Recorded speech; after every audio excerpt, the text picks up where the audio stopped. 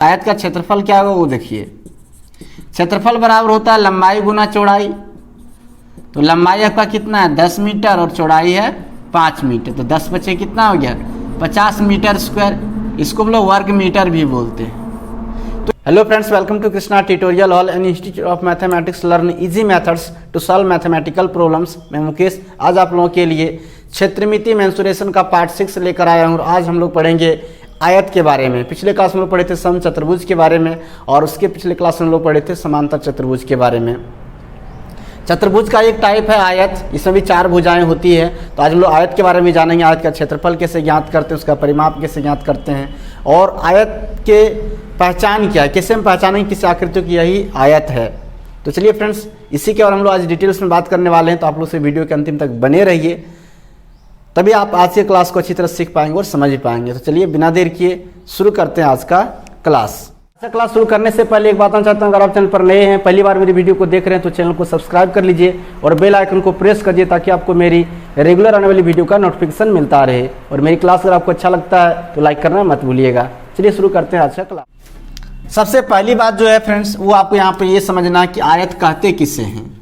आज रखिएगा, आयत भी क्या एक चतुर्भुज है। जैसा कि मैंने आपको इंट्रोडक्शन क्लास पार्ट 4 में मैंने बताया था, उस समय ही बता दिए थे कि ये सब जो है चतुर्भुज का एक टाइप है। लेकिन आयत किसे कहते हैं? आयत में भी 4 भुजाएं होती हैं, लेकिन याद रखिए कि आयत की आमने सामने की भुजाओं की लंबाइयों का जो योग होता है वो बराबर होता है। जैसे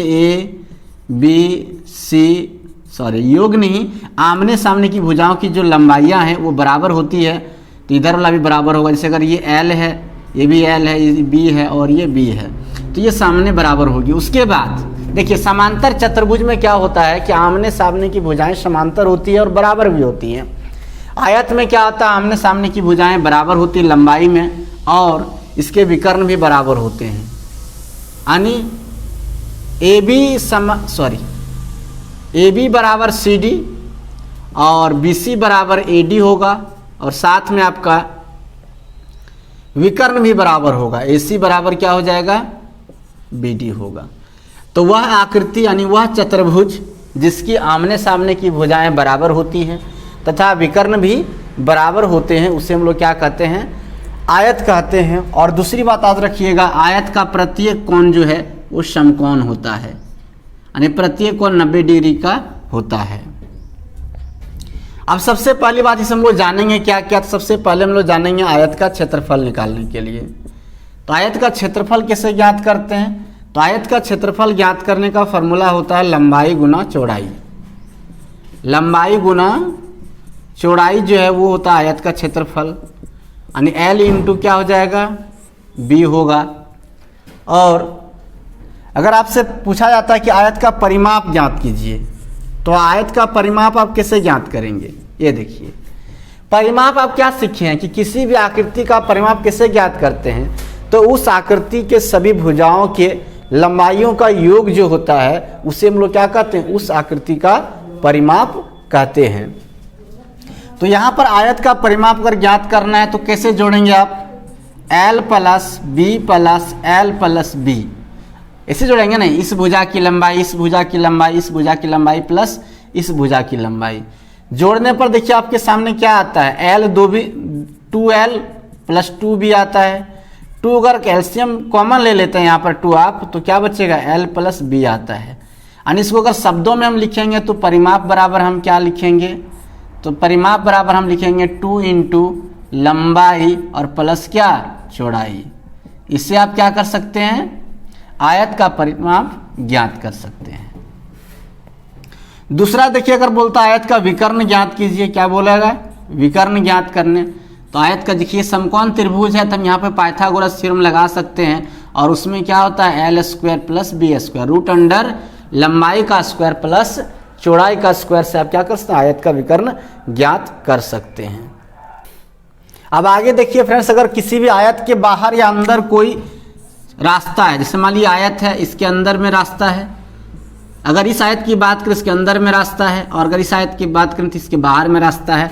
तो अंदर बाहर जब भी रास्ता रहे तो इस आयत की बाहरी लंबाई और बाहरी चौड़ाई, यानी बाहरी क्षेत्रफल में से हम लोग उसको क्या करेंगे, भीतरी क्षेत्रफल जो अंदर का क्षेत्रफल उसे घटा देंगे, तो इससे क्या निकलेगा, इससे हम रास्ते का क्षेत्रफल निकाल सकते हैं, रास्ते का क्षेत्रफल।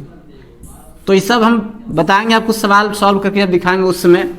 यहाँ पर आपको जो मैंने बताया फ्रेंड्स, उस बात को ध्यान में रखिएगा कि आयत की आमने सामने की भुजाएं की लंबाई बराबर होती है, इसके विकर्ण भी बराबर होते हैं और इसका प्रत्येक कोण 90 डिग्री का होता है।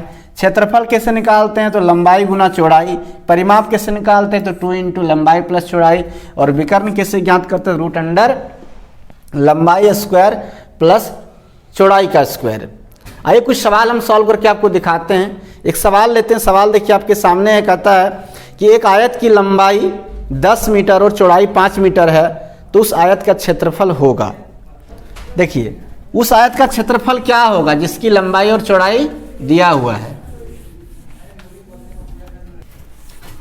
देखिए सवाल में कह रहा है कि आयत की लंबाई कितनी है, तो लंबाई कह रहा है आपसे कि लंबाई है 10 मीटर और चौड़ाई है 5 मीटर, तो उस आयत का क्षेत्रफल क्या होगा। तो आयत का क्षेत्रफल क्या होगा वो देखिए, क्षेत्रफल बराबर होता है लंबाई गुना चौड़ाई।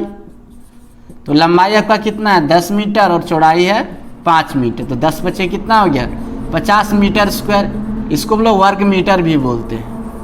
तो इस प्रकार ये तो साधारण सा सवाल था फ्रेंड्स, जिसमें आपको सिर्फ क्षेत्रफल निकालना था। अगर इससे अलग अलग सवाल था उसको आप कैसे बनाते हैं उसे भी बताएंगे। आज से क्लास का अगला सवाल लेते हैं फ्रेंड्स। देखिए अगला सवाल आपके सामने है, कहता कि एक आयताकार मैदान की एक भुजा 4 मीटर है तथा इसके एक विकर्ण की लंबाई 5 मीटर है, मैदान का क्षेत्रफल क्या है। देखिए इस तरह का सवाल आप कैसे बनाते हैं, जैसे कि मैंने आप लोगों को बताया था कि किसी भी आयत में, पहले इस बात को थोड़ा समझ लीजिए फिर देखिए बनाइएगा। किसी भी आयत में जो उसके विकर्ण होते हैं वो आपस में बराबर होते हैं। तो ये विकर्ण है,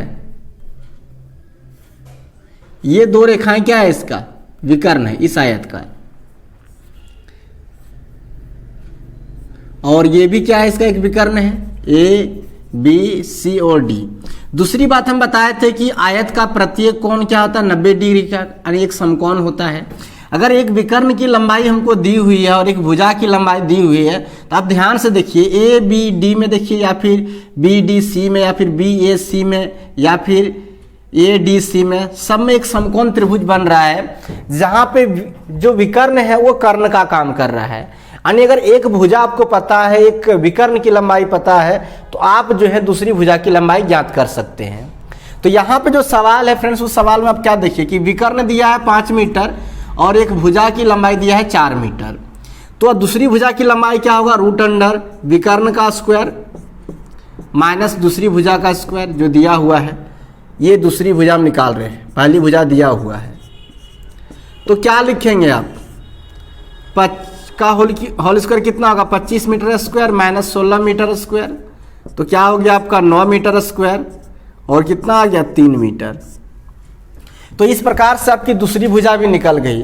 अगर आपको आयत की लंबाई और चौड़ाई दोनों पता है तो आपसे क्षेत्रफल पूछा जा रहा है, तो क्षेत्रफल बराबर क्या होता है लंबाई गुना चौड़ाई। ये 4 मीटर है और ये 3 मीटर है, तो अब इसलिए लंबाई 4 मीटर की होगी और चौड़ाई जो है वो 3 मीटर की होगी। तो 4 मीटर गुना 3 मीटर हो गया, लंबाई गुना चौड़ाई, तो 4 तिया 12 मीटर स्क्वायर। यानी उस आयत की जिसकी एक भुजा 4 मीटर एक विकर्ण 5 मीटर है, उसका क्षेत्रफल कितना होगा 12 मीटर स्क्वायर हो जाएगा। ऑप्शन नंबर 3 जो आपका बिल्कुल सही हो जाएगा। नेक्स्ट क्वेश्चन लेते हैं, अगला सवाल देखिए। अगला सवाल देखिए, कहता है कि आयताकार खेत का परिमाप 480 मीटर है और इसकी लंबाई तथा चौड़ाई का अनुपात 5:3 है, खेत का क्षेत्रफल क्या है। देखिए जब भी चौड़ाई और लंबाई का रेशियो दिया रहे, अनुपात दिया रहे, तो आप उसे किसी भी वेरिएबल नंबर को, किसी भी चर संख्या को मानकर अलग अलग कर लीजिएगा। चलिए किसी प्रकार का सॉल्यूशन लिखना चाहते हैं फ्रेंड्स तो वीडियो पॉज करके आप लिख लीजिएगा। यहाँ पे देखिए लंबाई और चौड़ाई के अनुपात इस क्वेश्चन में दिया हुआ है, कितना दिया हुआ है तो 5:3 दिया हुआ है, 5:3। तो आपको क्या करना है, L इक्वल लिखना है 5x और B इक्वल लिखना है 3x। जब भी कोई अनुपात में दिया रहे तो वेरिएबल मानकर हम हटा लिए। अब दिया क्या हुआ परिमाप, तो परिमाप क्या होता है 2 इंटू लंबाई प्लस चौड़ाई, और इतना बराबर दे रखा है कितना, तो दिया है 480 मीटर। अब 2 इंटू 5x प्लस 3x बराबर कितना हो गया 480 मीटर। ये 2 से कटा दीजिए, 24 दूनी 48, यानी 8x बराबर आ गया 240 और x बराबर कितना हो जाएगा 240/8, 8 तिया 24, यानी x का वैल्यू जो आया वो तो आया 30 मीटर। 30 आ गया, 30 मीटर आ गया x का वैल्यू। अब आपसे लंबाई निकालना है, तो लंबाई है 5x, यानी 5 गुना 30 बराबर हो गया 5 तिया 15, 150 मीटर। और चौड़ाई है 3x, तो 3 गुना 30 यानी हो गया 90 मीटर। सवाल क्या पूछा जा रहा है आपसे, तो कहता है एक आयताकार खेत का परिमाप 480 मीटर है और इसकी लंबाई था चौड़ाई का अनुपात 5:3 है। खेत का क्षेत्रफल क्या होगा। अब क्षेत्रफल बराबर क्या होता है, तो लंबाई गुना चौड़ाई, और लंबाई आपका कितना है तो 150 मीटर और चौड़ाई है 90 मीटर। तो कितना हो गया 15 × 135 होता है 13,500 वर्ग मीटर। ये हो गया आपका आंसर 13,500 वर्ग मीटर।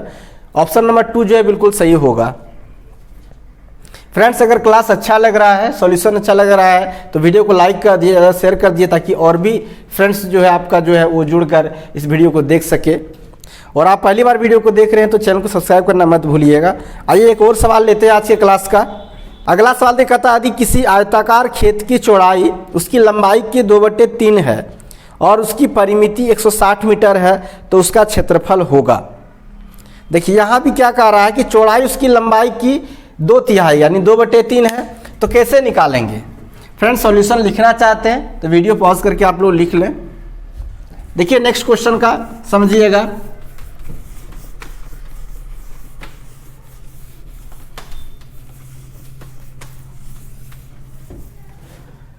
अगला सवाल में कह रहा है कि जो चौड़ाई है वो लंबाई का 2/3 है। तो कहने का मतलब क्या है कि अगर हमें लंबाई पता रहता तो उसका हम 2/3 निकाल देंगे, चौड़ाई निकल जाता। तो लंबाई हमको नहीं पता था, लंबाई हम x मान लिए, तो चौड़ाई क्या हो जाएगा 2x/3 हो जाएगा। जब भी पता जो चीज़ नहीं रही उसे आप मान लीजिए, तो मान लिए x और चौड़ाई क्या है 2/3x हो गया।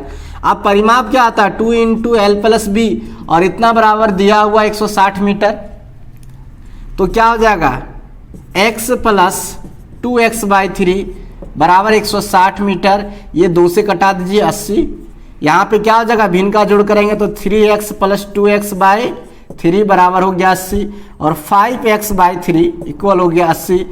5 से कट जाएगा 16 × 5 = 80, तो x बराबर कितना हो गया 16 तिया 48।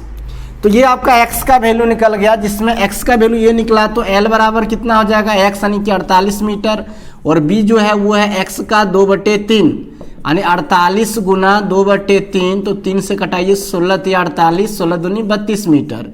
अब आपका निकल गया लंबाई और चौड़ाई। क्षेत्रफल पूछ रहा है तो क्या होगा L × B 48 मीटर गुना कीजिए 32 मीटर, तो कितना हो जाएगा 48 32 को गुना करते हैं, 8 दूनी 16 के 6 चाहिए 1 2 4 दूनी 8 8 तिया 24, 24 और 8 कितना हो गया 32 और 1 33 के 3 हाथ में चाहे 3 और 4 तिया 12 और 3 15, तो आ गया 1536 वर्ग मीटर।